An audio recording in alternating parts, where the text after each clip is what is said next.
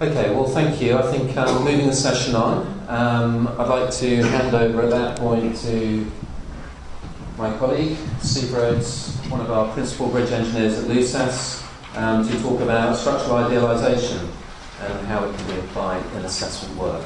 Over to you, Steve. Good morning, my name is Steve Rhodes. I'm one of the bridge engineers at LUSAS, but it's just said it's my privilege to follow Chris on that presentation. Well, asset management, bridge management, it's a big topic, and within it, even assessments is encompassing quite a range of issues. Today, we're focusing on analysis and strength assessment, but obviously condition assessment, materials testing, load testing, all these things come into play. So just want to put that in that context. We're going to talk about the analysis, but we want to bear in mind all those other issues. The European Commission Cost 354 report on procedures for assessment of highway structures defines 5 levels of assessment, and it says this: some aspects of assessment are substantially different from new design, requiring knowledge and procedures beyond the scope of design codes. I think that's something that Chris has really just been telling us about. And in addition, it says assessment should be carried out in stages of increasing sophistication, aiming at greater precision at each higher level, in order to save structures from unnecessary rehabilitation or replacement, and therefore reduce owners' expenditure. The engineer must use all the techniques, all the methods, and all the information available in an efficient way.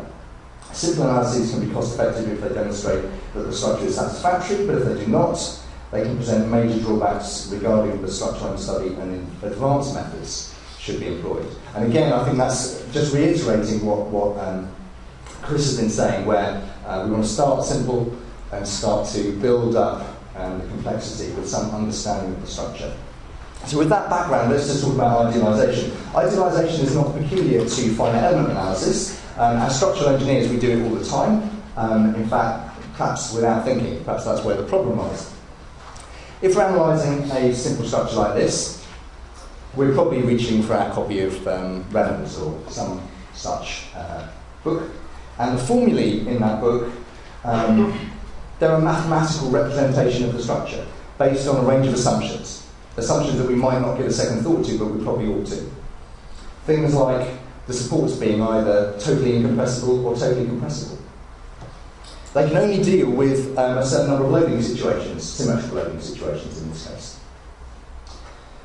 Similarly, we might have a skew slab like this, a skew deck. We find some equations from another textbook that we like, and again, this is an idealisation. It's a mathematical idealisation. We can solve it by hand, but it's still a mathematical idealisation. It only deals with simple supports, rigid supports, and simple load cases like uniformly distributed load, or the good old steel designer's manual. All of these are just idealisations, and when we're using them, we're implying that the structure behaves in a certain way, conforming to certain assumptions, like, in this case, plane sections remaining plane. There are limitations on the shape of the structure that we can analyse, just straight beams in this case. There are limitations on the load patterns that we can analyse. But in a sense, idealisation is no different when you're using finite elements. It's just, there are a lot more options. We're still choosing a mathematical model. We're still choosing some mathematical treatment for our members. We're still going to use some boundary conditions, but there are a lot more options. We don't have to assume incompressible or compressible. We can choose something in between. We can do much more structure-specific geometry. We can make the model the right shape. We don't have to work on some assumption that's in a book. We've got more options with linear and nonlinear, as Chris has already been talking about. And of course, the solution isn't by hand. The computer can do that for us. So we take a structure like this, and we can represent it like that. 3D continuum methods. We can take the shape of the structure. We're dividing into elements which can be handled mathematically, but is it a good idea? You probably sense no from the way I'm asking the question. But the problem is that the idealisation looks very much like the real structure. But as an analysis model, it's unlikely to give us significant benefits over a much simpler model. And NAFMS, the Association for Finite Element Methods and Standards, say this: there's a strong tendency for new users of FE to focus on the generation of an accurate geometric model, powerful and alluring graphics, and facilities to import from 3D CAD packages reinforce this tendency.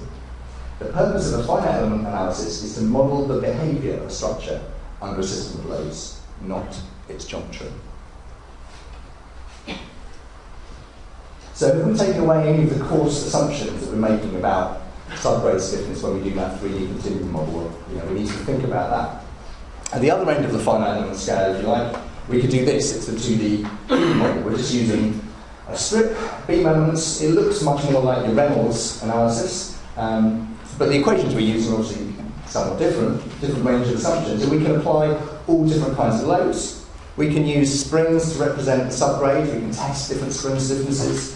And they could be nonlinear, they could be frictional, but still, the retained soil is being represented only as a load, whereas in fact, soil is acting as part of the restraint system for a structure like this. So perhaps we should think about a different idealisation.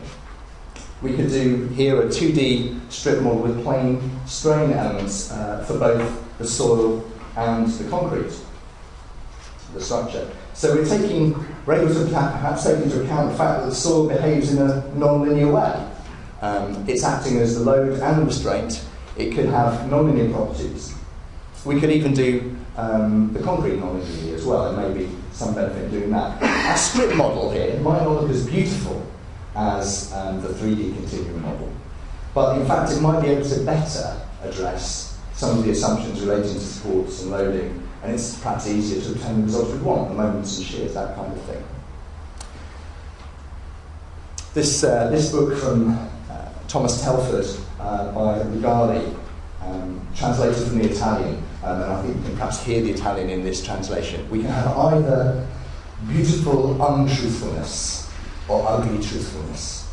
The tendency to make models that geometrically resemble the structure in question, so the analyst and client can forget that it is just a model, is absolutely unproductive and even reprehensible. Good phrase, I love this one.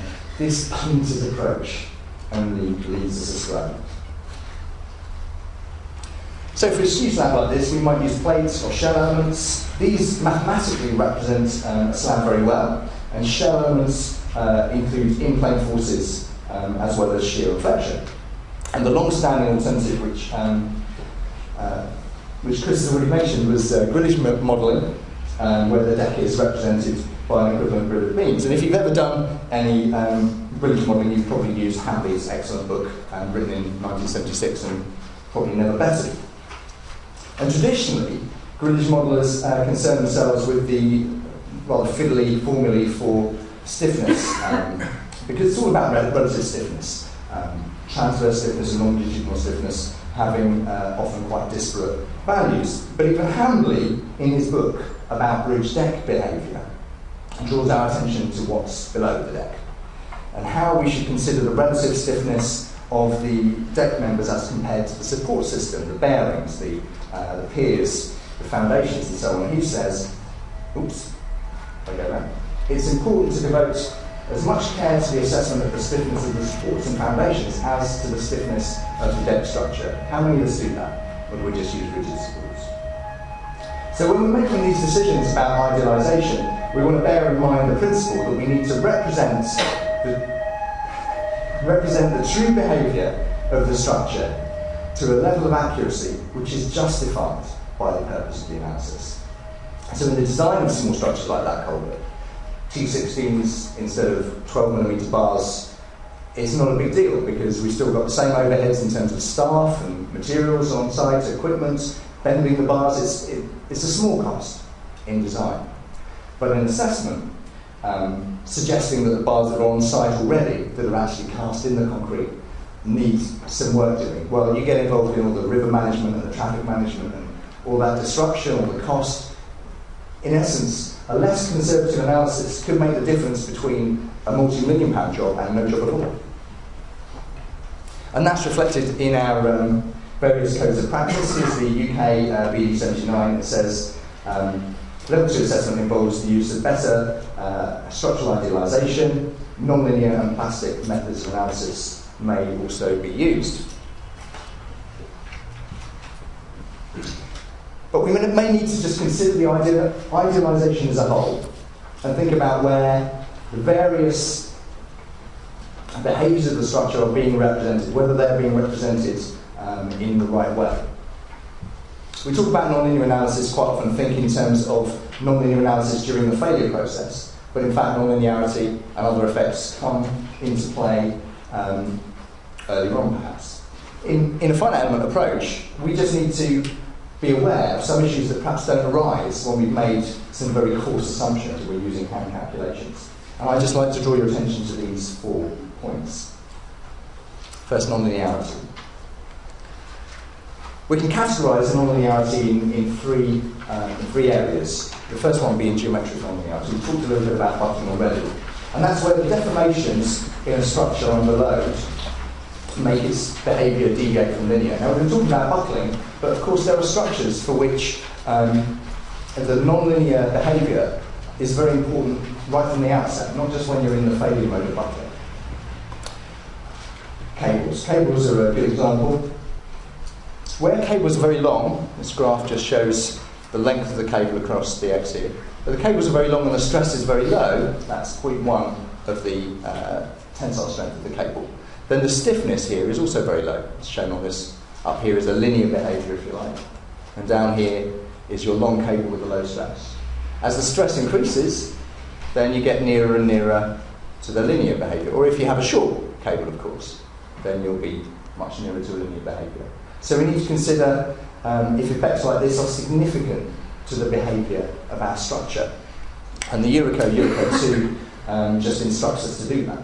Effects of deformed geometry should be considered if they increase structural effects significantly or modify significantly the structural behaviour. Another cause of nonlinearity, second cause, materials. Often again we think in terms of steel yielding, and therefore we associate material nonlinearity with plastic hinges and redistribution. But let's just think about a reinforced concrete slab, just foundation sat on the ground. As the load increases, the concrete is going to crack. As the concrete cracks, then the stiffness of the slab reduces. And the stiffness of the soil may not be affected in the same way. So, as the load increases, the settlement increases more rapidly, but the bending moment sort of tails off away from the linear as the slab becomes softer. We might consider that kind of effect, we might need to consider that kind of effect in various analyses that we're doing, but my point here really is that we can't just dismiss it, we ought to consider it.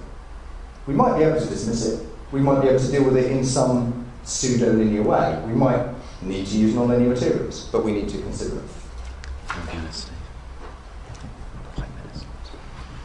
Our last cause of nonlinearity, boundary nonlinearity, we've got uplift. And perhaps this is, like the others, more commonplace than we'd like to think. This is just a rectangular slab with a uniformly distributed load on them. The tendency is for the corners to lift off. So nonlinearity is all around us. The second of our things to watch out for, mesh refinement. Something which Chris mentioned just on his last slide there. So I'm just going to take a very simple example. This is a fixed ended beam. We all know what the results should be, WL upon 12, WL upon 24. We know that the end moments are twice what they should be in the middle. Here we go. If we idealise this, we have elements here which have a quadratic change of bending moment. We could use one element and we would get a very good answer. But if we use elements which have a linear change of bending moment, well, our answers are not quite as good. They're not quite as accurate. If we have a constant bending moment element, and we use 5 elements, well, we're quite a long way adrift with 5 elements. So what do? We need to use more elements. We're getting a bit nearer. We need to use more elements. We need to use more elements. Yeah. So with a constant bending moment, we've got that steps diagram, and we need to be aware of mesh refinement as an issue, because as we increase the refinement, we get closer to the right answer. Okay. Now this is easy because, of course, we know the answer in this case. Most of the time we're using finite elements because we don't know the answer. We just need to remind ourselves that finite element analysis is an approximation. We usually get increased accuracy if we use more elements, more refined mesh. Using a coarse mesh can be unconservative, and a factor of 2 in this example. And the factors in the Eurocode, you say, oh, well, there are factors in the Eurocode. They're not designed to save you from this. You know, they're there for other reasons. They're not there to help you test the mesh. And it's not just an academic problem. This is the Sleipner platform, concrete, gravity base, and it failed while it was being floated out into the North Sea with an estimated loss of $250 million. And what essentially happened was a shear failure. You can see here a shear failure in this little location there. Filled up with water and just sank. Why? Well, you can probably guess, because I'm talking about mesh refinement, why. It was a coarse mesh. Yeah. The shear forces were underestimated by 50%. Our third issue is stress risers. Stress concentrations, if you prefer. The typical example here is point supports or point loads. And if our idealisation of the problem here is down to just a rigid point support like this, well, we're going to get stress concentration. We're effectively removing the width of the column from our analysis. That's the problem. And there are a range of ways of dealing with this I haven't got time to go into, but one of them would be to just bring that dimension back into the analysis with some sort of rigid constraint equation. And with modern software, that need not be difficult. The last thing to watch out for, the follow-through principle, and Ian MacLeod put this quite well in his book on structural analysis. When assumptions are made for the analysis model, they should be incorporated into the member sizing process. If some of those assumptions are ignored, then the internal forces used for design will not be in equilibrium with the applied load, and a fundamental condition for the lower bound theorem to be valid will be violated. So an example here would be a truss bridge where it's idealised with beam elements, and you've got moment connectivity. You can't ignore any bending moments you're getting in those truss members once you've got a dimension or check. That would be unsafe. But this one works both ways. You could have an arch like this, and at this location you've got a considerable amount of compression. That compression is kind of like a pre-stress, effectively. So if we consider the moments applied to that section, we also want to consider the actual compression, and we can obtain a less conservative but still safe answer. Whatever our idealisation, I'd just like to commend to you that you should check. And I always start with, say, a linear elastic analysis. And I've got a 5-point checklist here, which I haven't got time to go through in detail, but I always commend to you. Checking your reactions is always good, because if you know that your reactions equal your load, or at least the load you think you put into your model, then you've got some assurance that you've applied the right vehicles or the right values of surfacing or whatever it is. Secondly, check your deformed shape, the direction of your deformed shape. Just check that your load goes downwards. Generally speaking, on bridges we're talking about today, downwards is good because of gravity. And the shape. If the shape doesn't look how you expect it to look, think about it. Is the problem with the model, or is the problem with your brain? Sometimes you find, that you've got an idea of how the structure will behave, and you've just completely forgotten about some sort of torsional effect or something like that. So the model is telling you the truth. But probably more often, some sort of data entry issue. If it doesn't behave how you expect it to, think about it. Check the magnitude of the deformations. Is it 17 millimetres or 17 kilometres? Quite often it's, you're entering your own material data from test data perhaps, and the Young's modulus of steel is 205 watt per watt. Just make sure you're using the right beams. Just look for any warning or error messages. The software always tries to give you warning and error messages to help you, so read them, and of course measure them. And just lastly, really, some rules that I live by, which I'd like to commend to you as well. Just start simple. Add complexities one at a time. Use your understanding of the structural behaviour and the objective of the analysis to decide which refinements are going to be worthwhile. Don't just do that 3D culvert. Think about the soil and the subgrade and so on. Just use a small test model to gain some understanding of any unfamiliar theory that you're dealing with, or any unfamiliar software facility. Just use a few elements, press solve, get your answer. Don't build an enormous model and throw all the complexity at it that you possibly can. Wait a long time just to find that you needn't bother. Use the basic checklist. It's one of my rules. And if it looks wrong, it probably is wrong. A last quote then is from the New York Times from January the 9th, 1950. Everything should be made as simple as possible, but not simpler.